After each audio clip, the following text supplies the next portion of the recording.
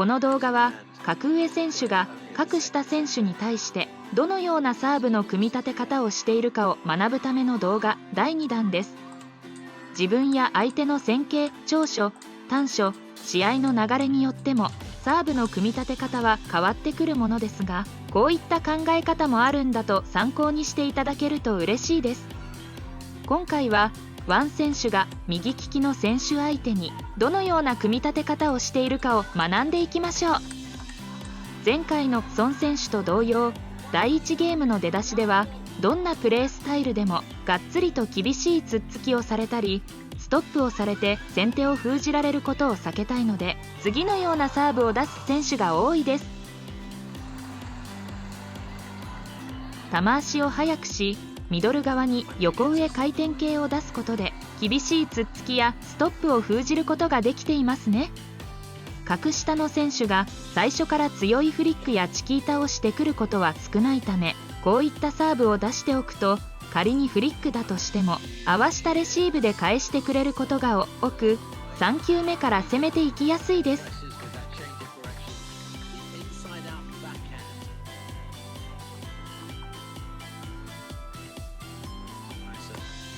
格下とはいえ、さすがに世界レベルの相手選手なので、同じレシーブをすることはなく、フリックに変えてきましたね。レシーブがネットに当たったため、3球目から攻めていくことは難しかったですが、この程度のフリックであれば、積極的に3球目を攻めていけると思うので、引き続きこのサーブを多用していって問題ないでしょう。3対1。次はどんなサーブを出すと思いますか？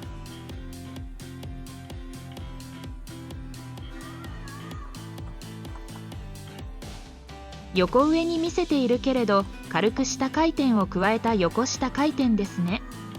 1本前のレシーブをフリックしてきたため、すぐさま横下を出すことでその後のフリックを思い切らせない点を参考にしましょう。またレシーブ後の相手の表情を見てください。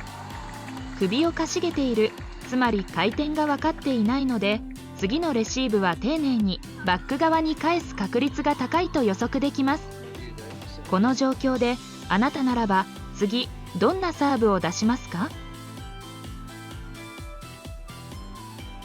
私ならば再び横上回転を出します。相手はサーブの回転を迷っているので、フリックされても強打は来ないでしょう。さらにバックサイド側に出すことでミドル前と予想している相手の逆をつけるし、相手はさらにバック側に返そうとしてくるはずなので、相手のレシーブが予測しやすく、優位に3球目を攻めていけるでしょう。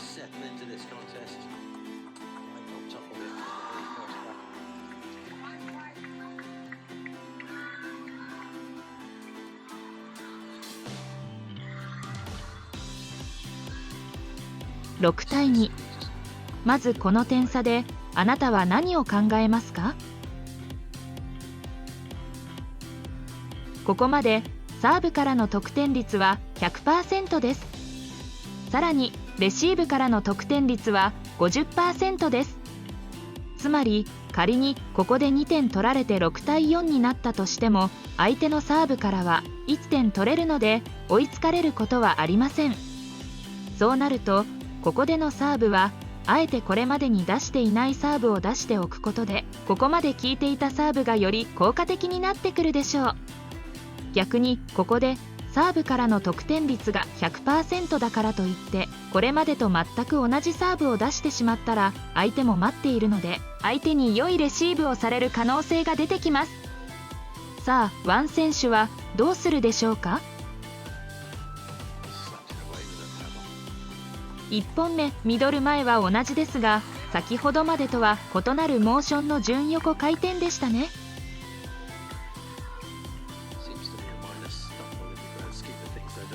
2本目は4対1の時と同じようなバックロングを出しましたね。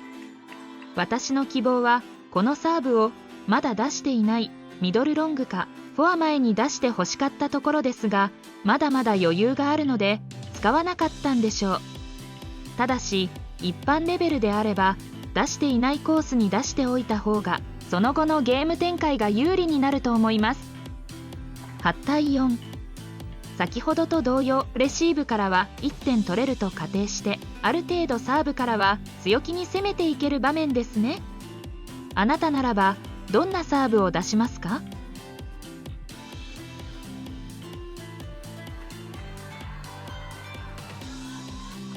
相変わらずのミドル前に少し下回転が入った順横回転サーブですね。相手はこれに対して鋭いチキータやストップができず、合わしたつっつきか緩いフリックレシーブばかりなので、ここを狙われるのは当然のことですね。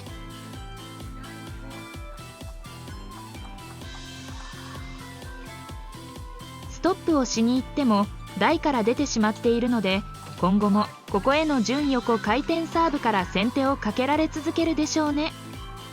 10対6。